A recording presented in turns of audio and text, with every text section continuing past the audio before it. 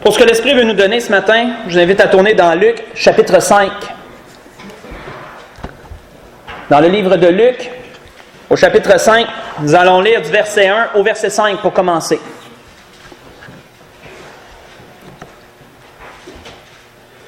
Dans ce que l'Esprit veut nous diriger ce matin, ce qu'il m'a révélé pour l'Église, dans Luc, chapitre 5, nous allons lire à partir du verset 1 au verset 5. Comme Jésus se trouvait auprès du lac de Génézareth et que la foule se pressait autour de lui pour entendre la parole de Dieu, il vit au bord du lac 2 barques, d'où les pêcheurs étaient descendus pour laver leurs filets. Il monta dans l'une de ces barques, qui était à Simon, et il le pria de s'éloigner un peu de terre. Puis il s'assit, et de la barque il enseignait la foule.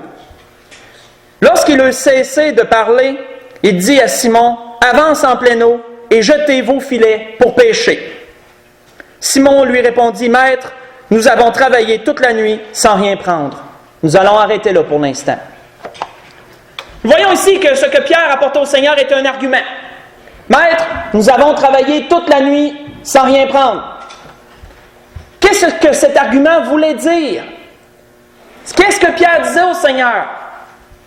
Cet argument voulait dire, frères et sœurs, Pierre disait au Seigneur, malgré tous les efforts qu'on y a mis, malgré toute l'expérience que j'ai en la matière, parce que certainement, vu que Pierre était pêcheur de métier, il avait certainement l'expérience, il savait les coins. Parce que vous savez, lorsqu'on va pêcher sur un lac, on connaît ce qu'on appelle les spots, excusez l'anglicisme. On sait qu'il y a des coins précis où les poissons se tiennent plus à cause de certaines choses.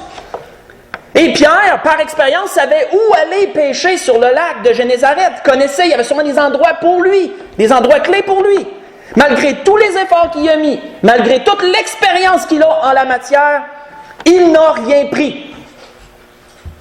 L'argument de Pierre, nous pourrions dire que pourquoi qu'il l'amène au Seigneur, nous pourrions dire qu'il y avait certainement un sous-entendu au travers de cet argument. À quoi, Seigneur, ça va servir? Si nous analysons l'argument que Pierre a apporté, certainement qu'il y avait ce sous-entendu. À quoi ça va me servir d'aller encore une fois et de rejeter à nouveau mes filets pour pêcher quand je n'ai rien pris de toute la nuit? Vous savez, frères et sœurs, ce sous-entendu, à quoi ça va servir? C'est certainement une chose qu'on s'est dit souvent dans nos vies, ça. Si on ne l'a pas dit, c'est certainement une chose qu'on a pensé très souvent. À quoi ça sert de continuer? Ça n'avance à rien. Pourquoi je continuerais dans ce cas-là?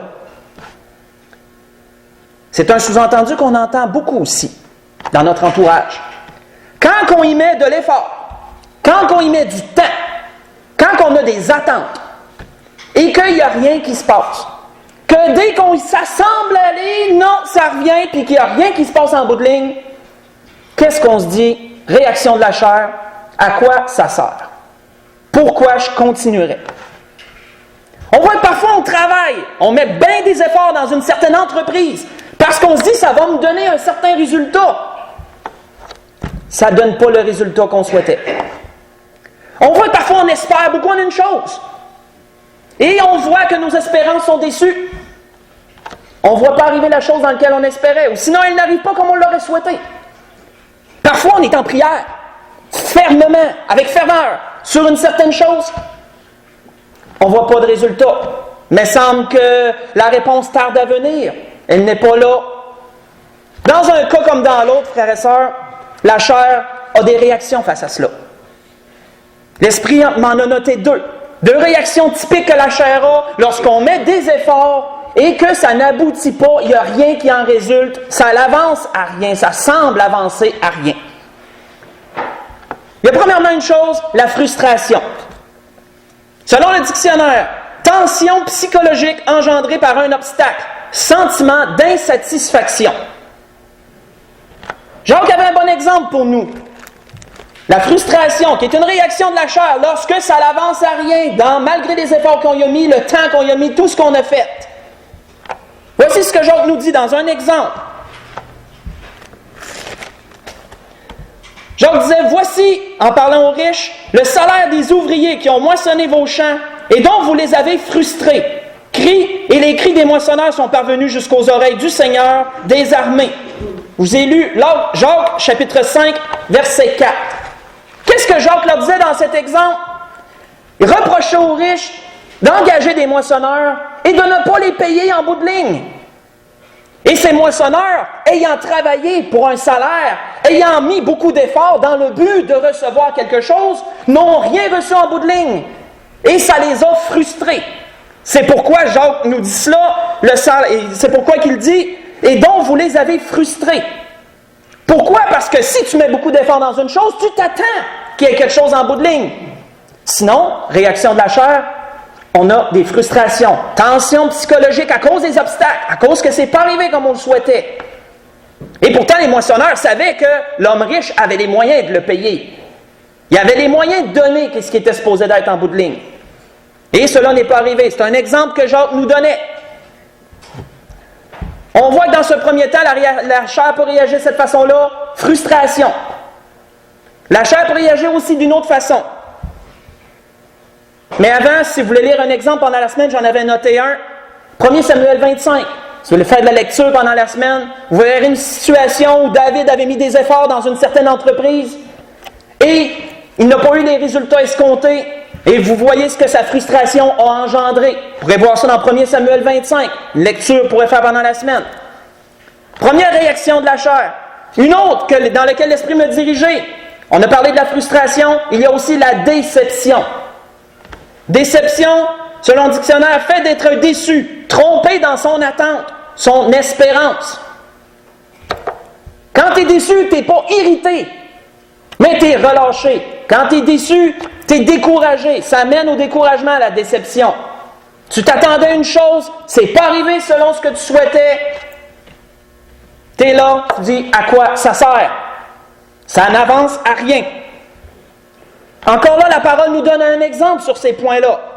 On voit qu'un jour, un homme dans les psaumes, pas besoin d'y tourner, du nom d'Asaph, chef des chantres de David. Les chantres, c'était les musiciens, la chorale, ceux qui s'occupaient de la louange. Asaph était comme un peu un maître d'orchestre, était au-devant des chantres. Chef des chantres, il a écrit quelques psaumes lui aussi. On voit entre autres qu'il en donne un, dans le psaume 73, verset 13. Il dit « C'est donc en vain que j'ai purifié mon cœur, que j'ai lavé mes mains dans l'innocence. » Psaume 73, verset 13. Pourquoi? Parce que lui s'efforçait de vivre d'une façon pieuse pour servir le Seigneur. Et il avait des épreuves dans sa vie, il y avait des difficultés. La Bible est obscure sur quelles difficultés qu'ils avaient, mais il y en avait. Tandis qu'il regardait le méchant au côté qui lui prospérait, vivait comme bon lui semblait, n'avait aucun égard à ce que Dieu voulait, mais lui tout allait bien puis il prospérait. Et donc, qu'est-ce qui est arrivé? Il était déçu. Il était dans la déception et il a dit, c'est donc en vain que je fais tout ça. Je fais tout ça pour rien, ça n'avance à rien pour moi.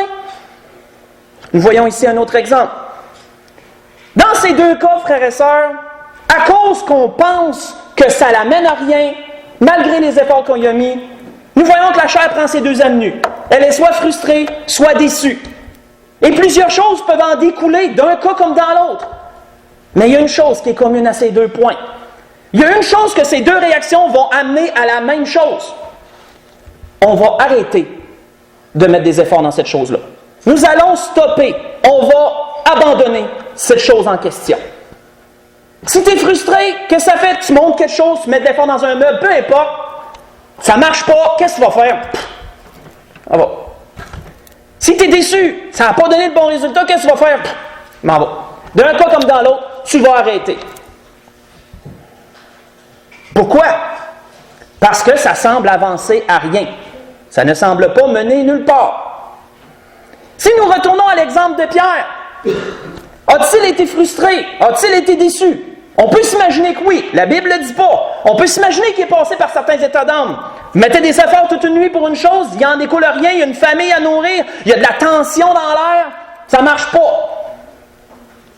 Et on voit que le Seigneur lui dit, pendant qu'il nettoyait ses filets sur le bord de l'eau, prends tes filets, avance en eau, le Seigneur parle, il donne un discours, ensuite il lui dit, avance en pleine eau, et alors jette tes filets. On peut comprendre, avec un peu plus de conscience, je dirais, pourquoi que Pierre lui a dit, Seigneur, on a travaillé toute la nuit sans rien prendre. Ça va mener à quoi encore de réessayer?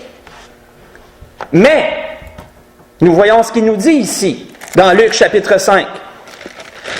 Mais, disait Pierre, sur ta parole, je jetterai le filet.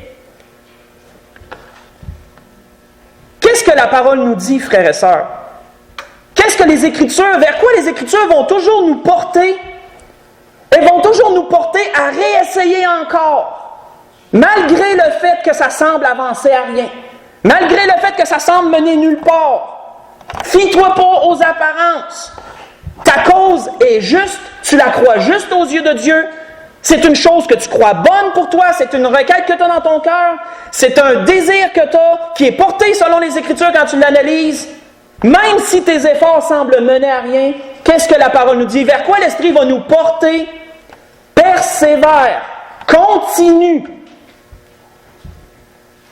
Certainement que Pierre avait entendu parler du Seigneur, certainement Pierre n'avait pas encore vécu une expérience personnelle, il allait la vivre là.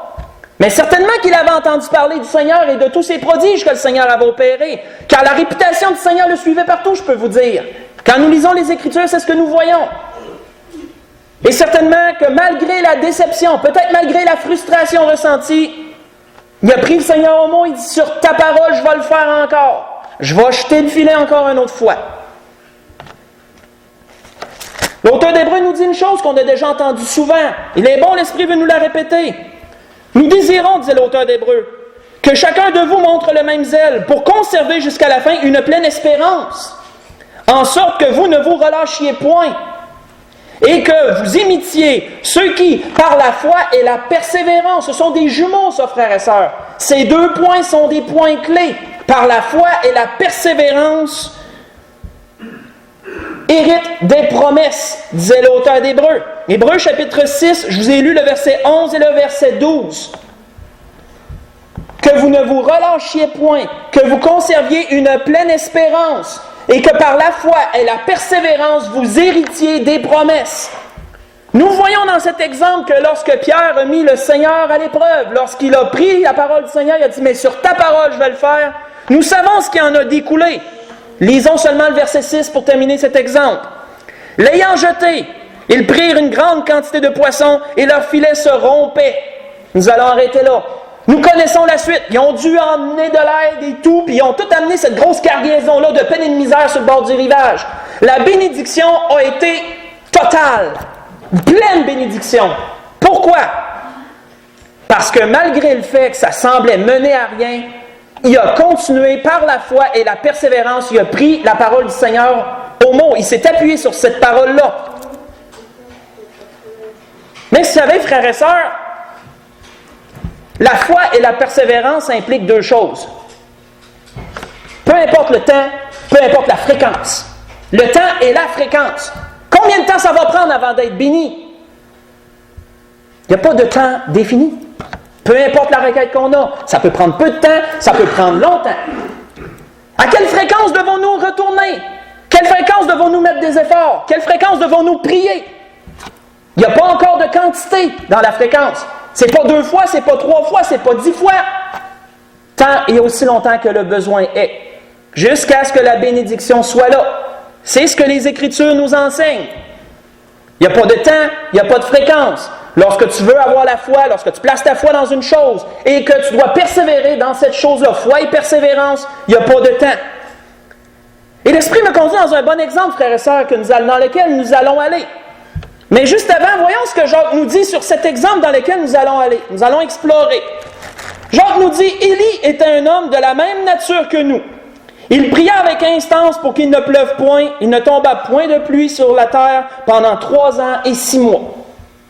Puis il pria de nouveau, et le ciel donna de la pluie, et la terre produisit son fruit. Je vous ai lu là, Jacques, chapitre 5, le verset 17 et le verset 18. Quand Jacques le dit comme ça semble donc facile.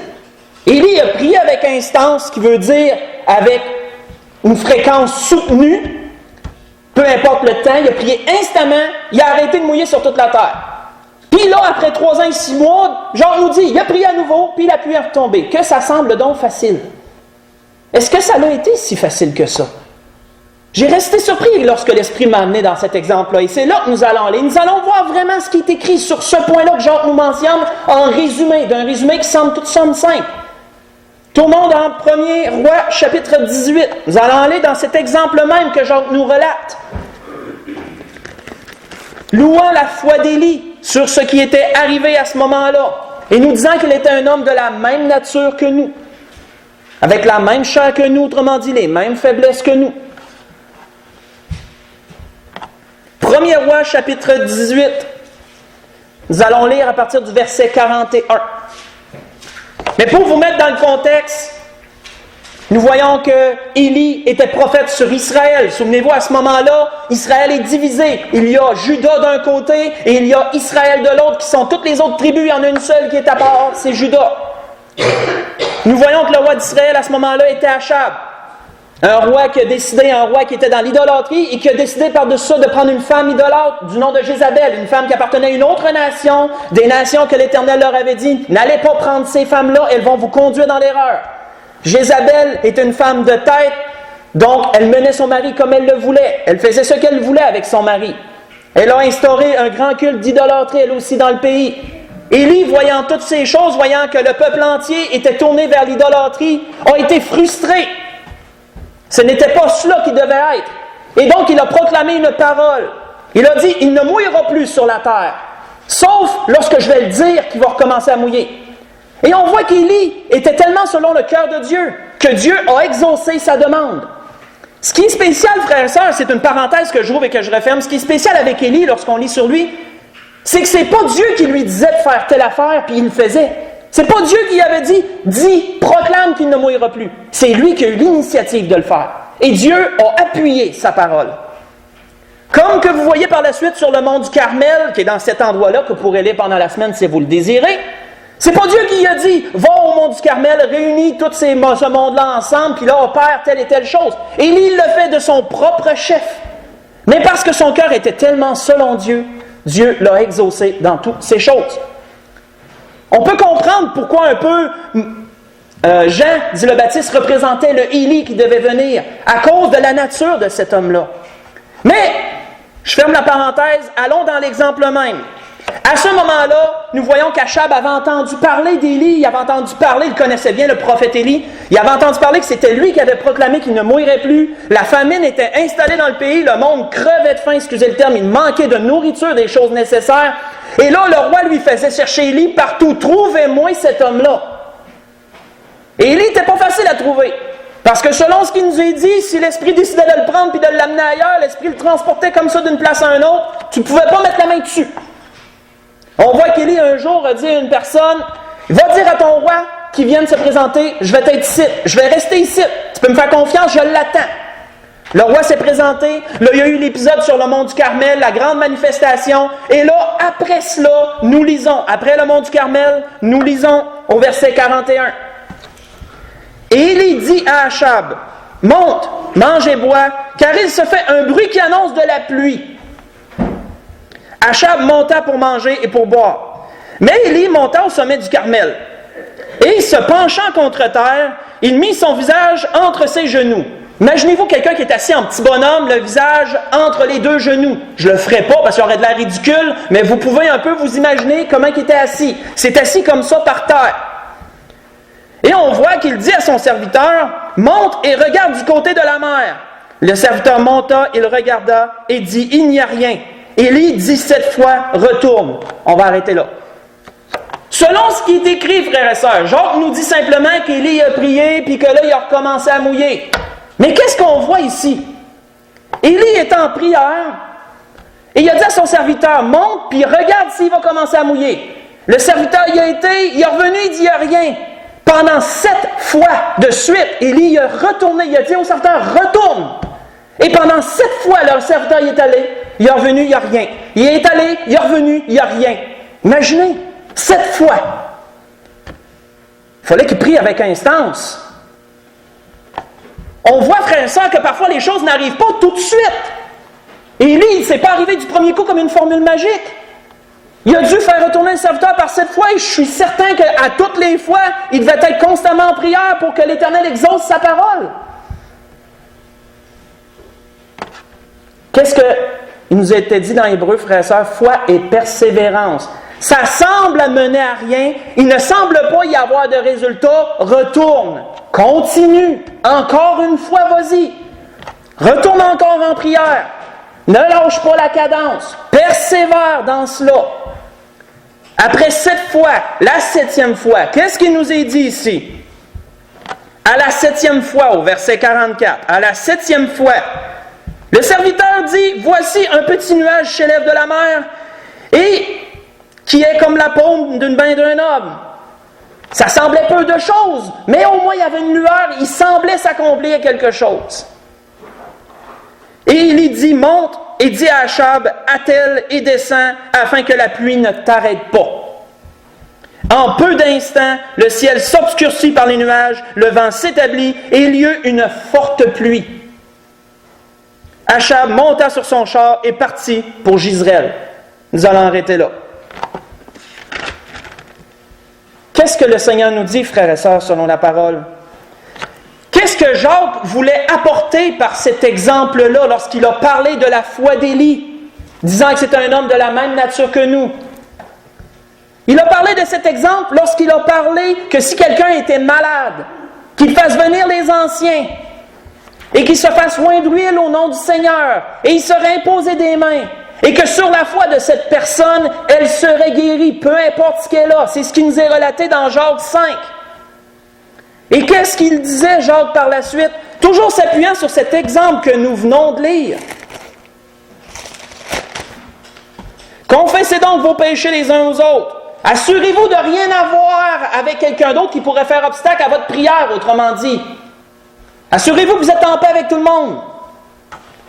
Et priez les uns pour les autres afin que vous soyez guéris. La prière fervente du juste a une grande efficacité. Qu'est-ce que cette prière doit comprendre pour avoir l'efficacité qu'elle a eue avec Élie? Foi et persévérance. Ça semble avancer à rien, tu continues. Tu retournes encore, comme Élie a dit au serviteur, 7 fois d'affilée, tu retournes, tu recommences à prier encore, tu ne relâches pas tes efforts sur la chose en question que tu désires. Parce que tu la crois juste, tu la crois bonne, tu t'appuies sur ce que Dieu nous dit, sur ce que Dieu dit dans sa parole. Et c'est pourquoi Jacques nous dit une prière fervente. Fervente vient du mot ferveur, qui veut dire zèle ardent animé par la foi religieuse. La foi va te pousser à continuer. Ça l'implique, c'est ce qu'implique la foi. Lorsque nous plaçons notre foi en Dieu, sur sa parole, pour une requête quelconque, je l'ai vécu dernièrement, ma propre expérience, tu ne mets pas de temps et de fréquence. Tu ne sais pas combien de temps ça va prendre. Ça prendra le temps que ça prendra. Et la fréquence, tu ne peux pas dire, je vais y aller juste 3 fois, je vais y aller juste 4 fois. C'est tant et aussi longtemps que tu n'as pas obtenu la bénédiction. Mais qu'arrive-t-il, frères et sœurs, trop souvent? Nous relâchons, nous abandonnons. Pourquoi? Parce que ça mène à rien. On est frustré, on est déçu. On arrête parce que ça n'avance à rien. Ça mène nulle part. On ne voit pas de débouché. Il faut continuer. Foi et persévérance. C'est pourquoi, frères et sœurs, lorsque le Seigneur donnait sa parabole, la veuve et du génique, on revient très souvent sur celle-là, il nous disait au début que cette parabole était là parce qu'il faut toujours prier et ne point se relâcher. Luc 18 au verset 1. Et c'est pourquoi aussi l'apôtre Pierre disait aux Éphésiens, « Faites en tout temps, par l'Esprit, toutes sortes de prières et de supplications, et veillez à cela avec une entière persévérance. » Et priez pour tous les saints. Je vous ai lu Éphésiens chapitre 6, verset 18. Faites en tout temps par l'Esprit toutes sortes de prières et veillez à cela avec une entière persévérance. Foi et persévérance sont les mots-clés, frères et sœurs, pour être bénis.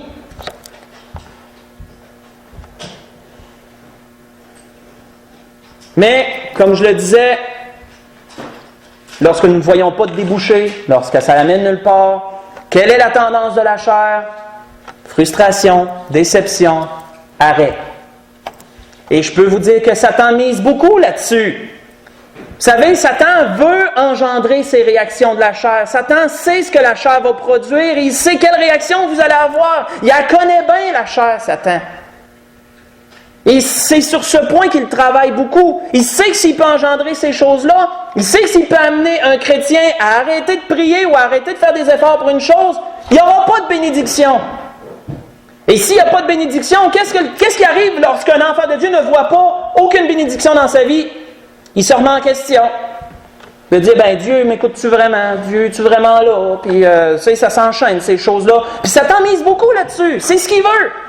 Parce qu'à ce moment-là, il est sûr qu'une personne est sur une neutre, puis elle va rester sur une neutre.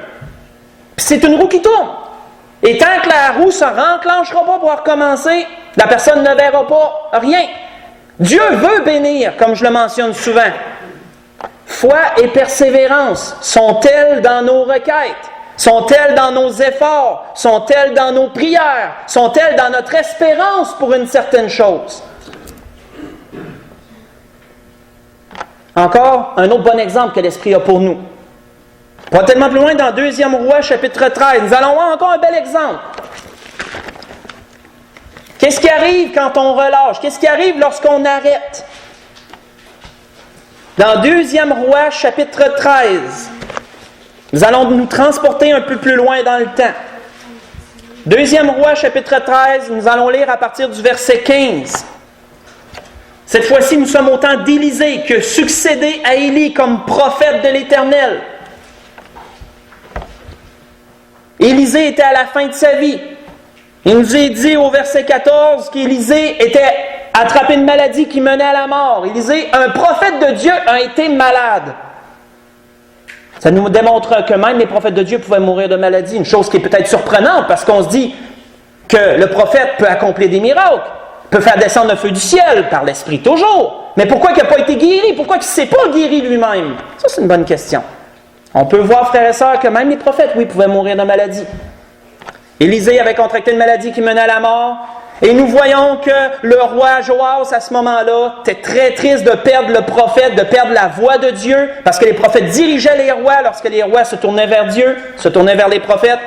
Mais lisons, verset 15, ce qu'Élisée lui a dit, une dernière révélation avant de mourir. Élisée lui dit, prends un arc et des flèches. Et il prit un arc avec des flèches et des flèches. Puis Élisée dit au roi d'Israël, bande l'arc avec ta main. Et quand il le bandait de sa main, Élisée mit ses mains sur les mains du roi. Et il dit, ouvre la fenêtre à l'Orient. Et il l'ouvrit. Élisée dit, tire. Et il tira. Élisée dit, c'est une flèche de délivrance de la part de l'Éternel. Une flèche de délivrance contre les Syriens. Tu battras les Syriens à Aphek jusqu'à leur extermination. Voici la révélation qu'Élisée a donnée à ce roi. Voici la bénédiction que Dieu voulait lui donner. Tu vas avoir la victoire sur ton ennemi jusqu'à l'exterminer totalement, jusqu'à avoir une complète victoire, une bénédiction totale. C'est ce que Dieu voulait lui donner. Mais qu'est-il arrivé?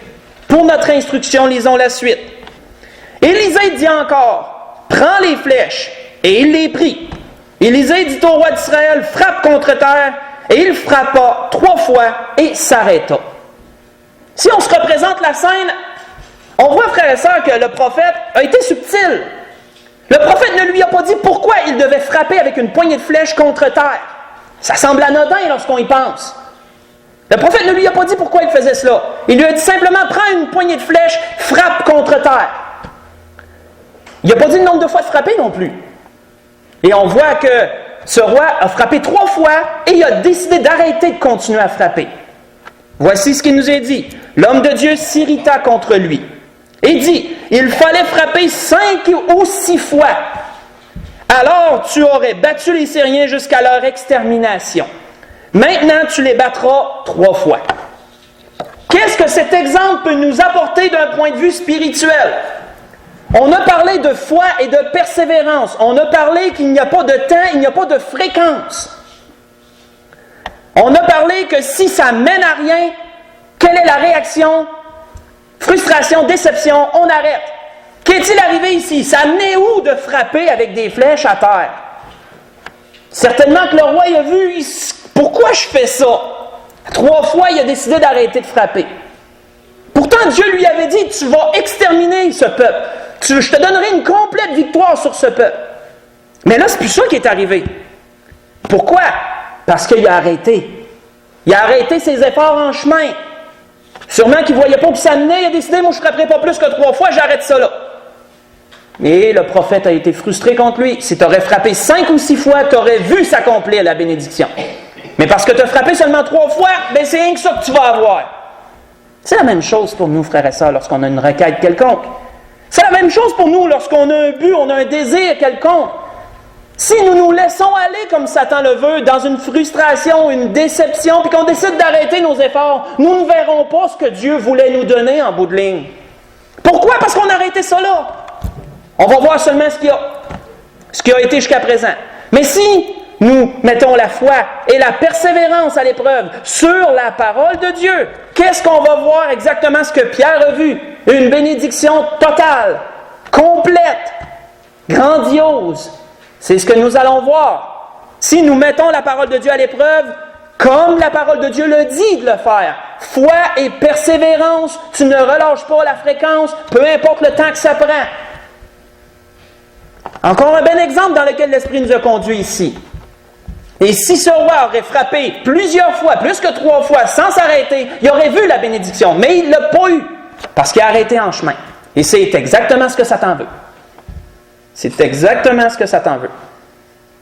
Pendant la semaine encore, je vous donne encore de la lecture pendant la semaine. Un bon exemple du temps de notre Seigneur, pour aller voir dans Marc 5, à partir du verset 25 jusqu'au verset 34. Vous verrez une femme qui est atteinte d'une perte de sang depuis tant d'années, je pense 12 ans, peut-être plus.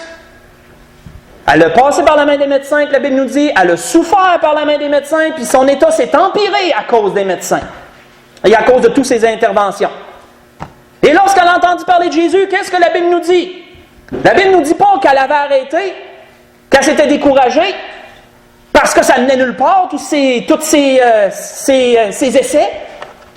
La Bible nous dit qu'elle a tout de suite, elle est allée voir Jésus, puis elle s'est dit, si je touche seulement son vêtement, je vais être guérie. Et c'est exactement ce qui est arrivé. Pourquoi?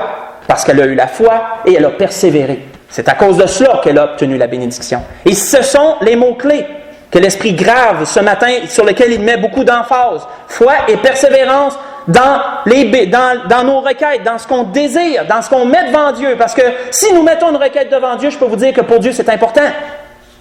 Si c'est important pour nous, c'est important pour Dieu. Mais qu'est-ce que Dieu nous dit? Peu importe le temps que ça prend, peu importe le nombre de fois que tu vas avoir à revenir à la charge, persévère. Et je vais donner la bénédiction. Mais si tu arrêtes en chemin, tu ne verras pas ce que je voulais te donner. Pour la conclusion de ce que l'Esprit voulait nous donner ce matin, je vous invite à tourner dans Ésaïe, chapitre 62, pour conclure ce que l'Esprit voulait nous donner ce matin sur ce point. Dans le livre d'Ésaïe, chapitre 62.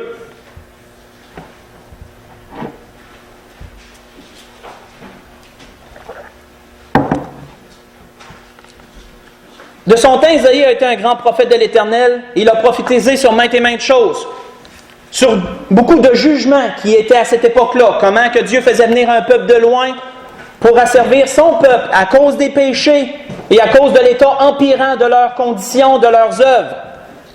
On voit qu'au travers de cela, Isaïe a prophétisé sur la venue prochaine du Messie, du Seigneur Jésus, 700 ans avant sa venue.